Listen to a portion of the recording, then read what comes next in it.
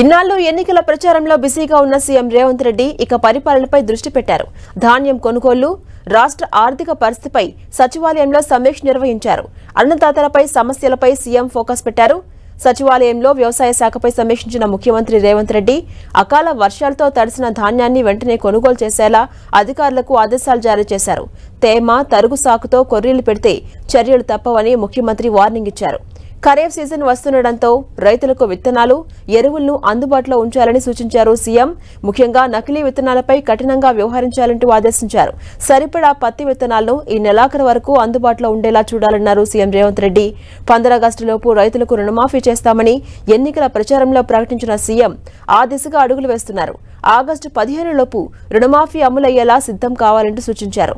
దీనికోసం త్వరలోనే బ్యాంకర్స్తో మీటింగ్ ఏర్పాటు చేసి ఒకేసారి అన్నదాతలను రుణ విముక్తులు చేసేలా చర్యలు తీసుకుంటామంటున్నారు సీఎం రేవంత్ రెడ్డి. ఇక ఈ వానాకాలం నుంచి రైతులకు ఎకరాకు 7,500, రైతు కూలీలకు, కౌలు రైతుదారులకు భరోసా ఇస్తామని కాంగ్రెస్ ప్రభుత్వం ప్రకటించిన సంగతి తెలిసిందే. కేబినెట్ సబ్ కమిటీ రిపోర్ట్ తీసుకున్న తర్వాత దీనిపై అంతిమ నిర్ణయం తీసుకుంటామని సీఎం రేవంత్ రెడ్డి తెలిపారు. మరోవైపు జూన్ 2వ తేదీ నాటికి తెలంగాణ రాష్ట్రం ఏర్పడి 10 ఏళ్లు పూర్తవుతున్న నేపథ్యంలో పునర్విభజనకు సంబంధించి 2 రాష్ట్రాల మధ్య ఆవిష్కృతంగా ఉన్న అంశాలపై సీఎం రేవంత్ ప్రత్యేక దృష్టి పెట్టారు. ఉద్యోగుల కేటాయింపు, ఆస్తులు, అప్పుల పంపిణీకి సంబంధించిన పెండింగ్ అంశాలన్నింటిపై నివేదిక తయారు చేయాలంటూ అధికారులను ఆదేశించారు ముఖ్యమంత్రి.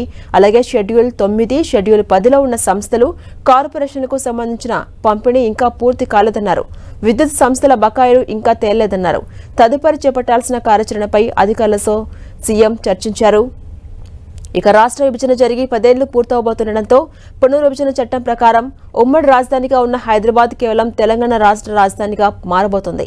ఈ 10 ఏళ్ల కాలానికి ఏపీకి కేటాయించిన లేక్ వ్యూ గెస్ట్ హౌస్ వంటి భవనాలను జూన్ 2 తర్వాత రాష్ట్ర ఆధీనంలోకి తీసుకోవాలని ముఖ్యమంత్రి అధికారులను ఆదేశించారు.